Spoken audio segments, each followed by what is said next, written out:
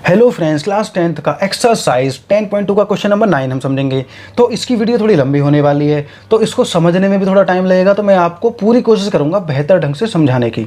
तो क्वेश्चन को समझते हैं। In figure 10.13 x y and x dash y dash are two parallel tangent to a circle with centre ओ।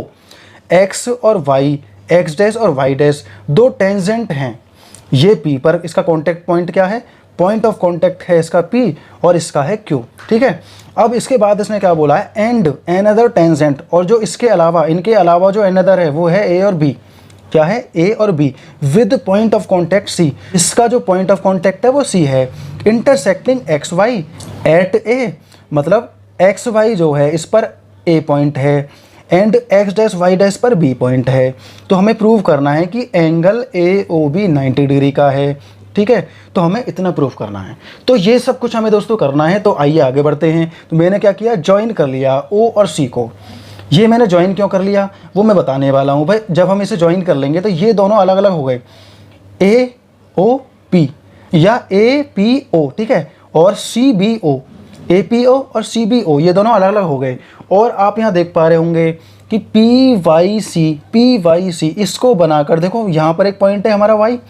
इस point पर, ये दरअसल A पॉइंट है, इस A पॉइंट पर आप देख पा रहे होंगे एक स्पर्शरेखा ये है, एक टेंजेंट ये है। और 10.2 थ्योरम में साफ साफ बताया गया है कि एक्सटर्नल पॉइंट पर अगर टेंजेंट जाकर मिलती हैं तो वो बराबर एंगल बनाती हैं।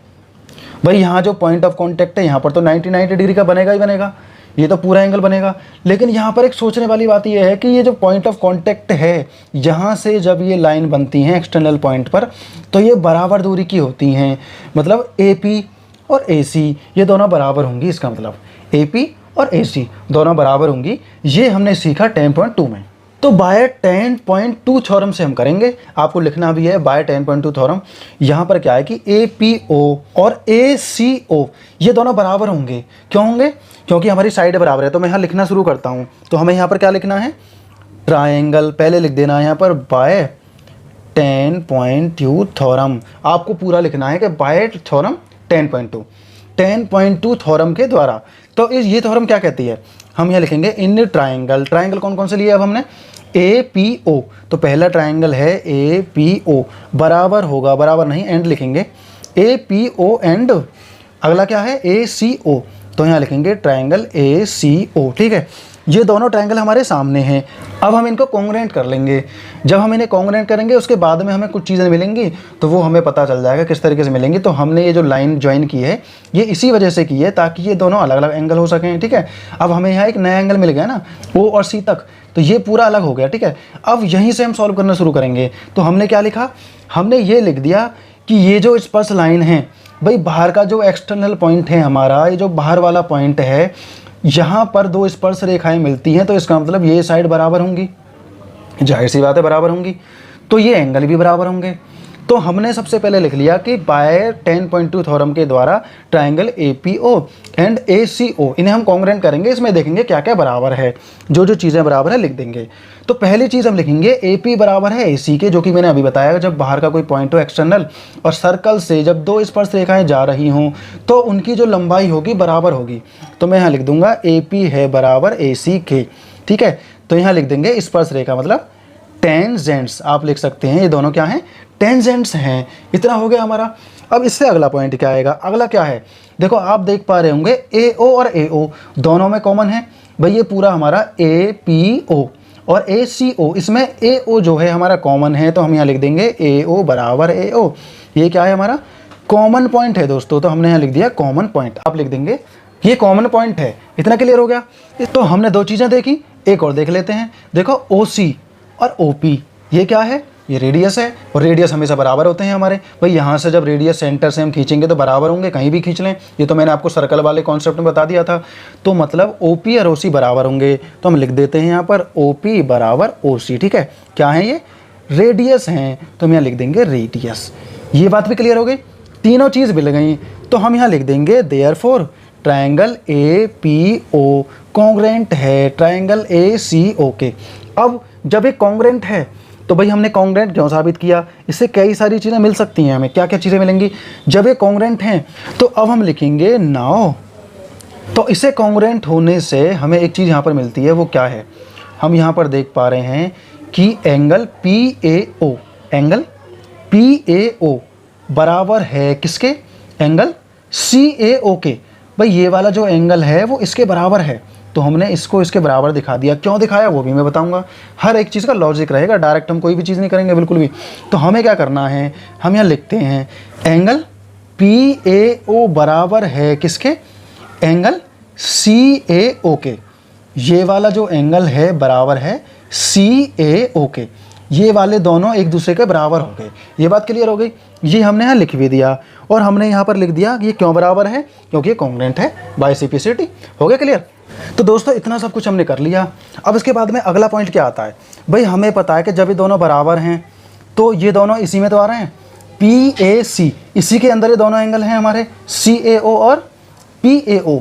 तो मतलब हम ये कह सकते हैं कि एंगल PAC, यहाँ PAC लिखेंगे, एंगल PAC जो है हमारा वो 2CAO के बराबर है, कह सकते हैं। भाई एंगल PAC जो है वो एंगल CAO के बराबर है, तो यहाँ पर लिख देंगे 2 इंटू एंगल, ये एंगल का साइन है, आप समझ गए। भाई ये दो एंगल, ये अकेला एंगल बराबर होगा, दोनों के बराबर होगा, क्लियर सी बात है। तो इतनी चीज़ हमारे समझ में आई, क्योंकि ये कॉन्ग्रुएंट है तो ये दोनों एंगल बराबर होंगे, ये वाला एंगल और ये वाला एंगल। जब ये दोनों एक दूसरे के बराबर हैं तो इसका मतलब PAC जो होगा वो किसी एक एंगल के दुगने होगा, क्लियर सी बात है, ऐसा कह सकते हैं। तो इसे हम मान लेंगे इक्वेशन फर्स्ट। अब लिखते हैं दूसरा।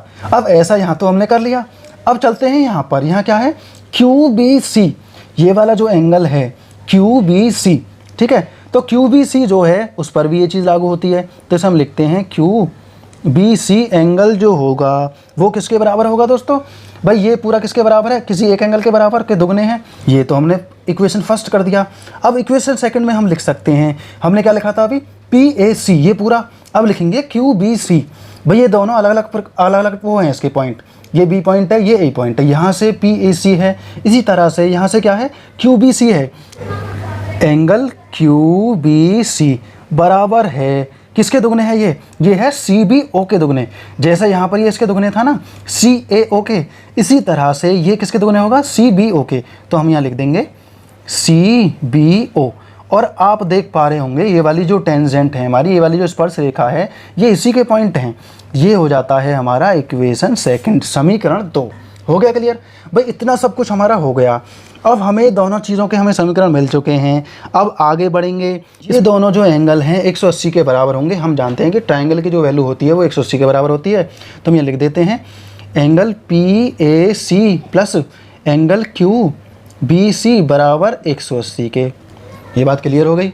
इन दोनों की वैल्यू 180 के बराबर है। हम इन्हें ऐसे भी लिख सकते हैं, इनकी जगह पर अगर मैं इनकी जगह इनकी वैल्यूज़ रख दूं जो हमने मानी है, यहाँ पर P आएगा PAC, तो ये है PAC। क्लियर।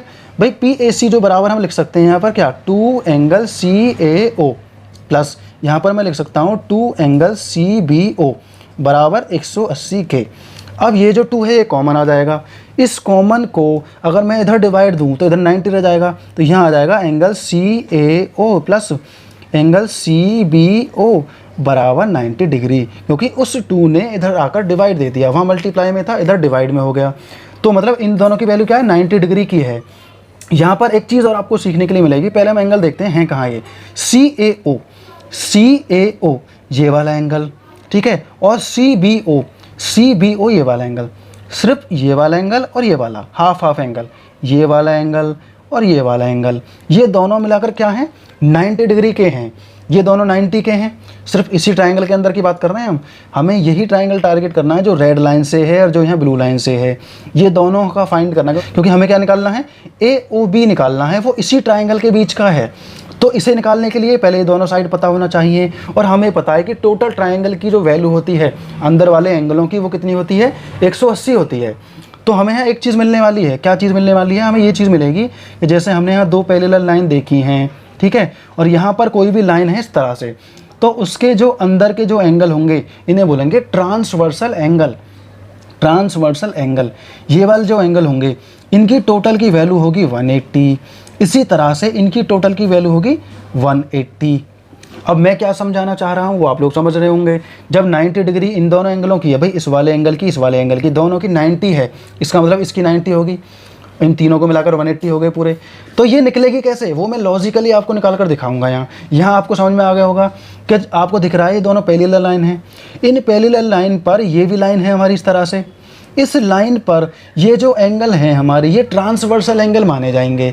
तो ट्रांसवर्सल एंगल्स जो होते हैं उनकी वैल्यू कितनी होती है, 180 के बराबर, और एक ट्राइंगल की जो वैल्यू होती है वो कितनी होती है, 180 की। तो आगे बढ़ते हैं, इतना आपके समझ में आ गया। तो ये नई चीज़ें हमने सीखी, तो आपको नोट रखनी है। जो पैरेलल लाइन के अंदर जो लाइन इस तरीके से इंटरसेक्ट करती है, उसके जो अंदर के एक तरफ वाले जो एंगल होते हैं वो कितने के होते हैं, 180 के।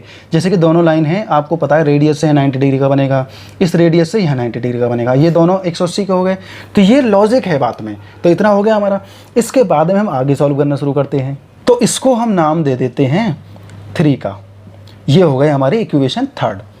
और यहाँ पर मैं थोड़ी जगह बना लेता हूँ क्योंकि यहाँ आगे सॉल्यूशन हम लोग करने वाले हैं।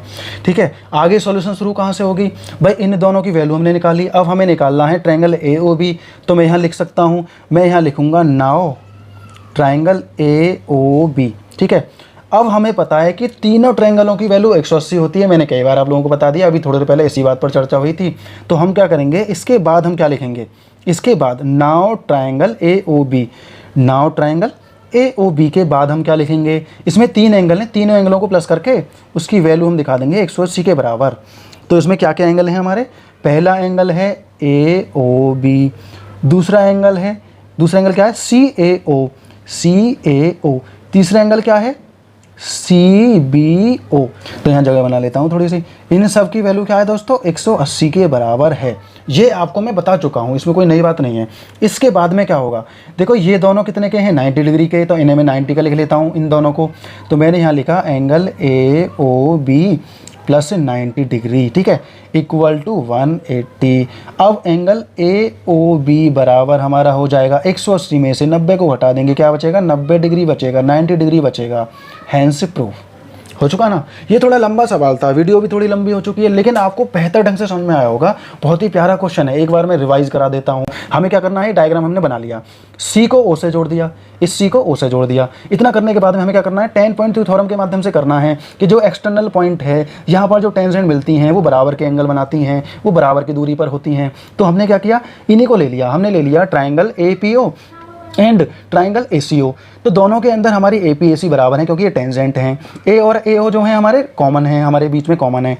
OP और OC ये दोनों रेडियस हैं, इसलिए इक्वल होंगे। इन तीनों चीज़ों की वजह से ये हमारा कॉन्ग्रेंस हो गया। पहले हमने कॉन्ग्रेंस साबित कर लिया, तब ये कॉन्ग्रेंस हो चुका है। इसीलिए एंगल PAO जो है वो एंगल CAO के बराबर है, एंगल PAO एंगल CAO के बराबर है। तो मतलब ये दोनों बराबर हैं। तो हम ये भी लिख सकते हैं कि एंगल PAC जो है वो 2 CAO के बराबर है, मतलब 2 बार CAO के बराबर है। ये हो गया हमारी इक्वेशन फर्स्ट।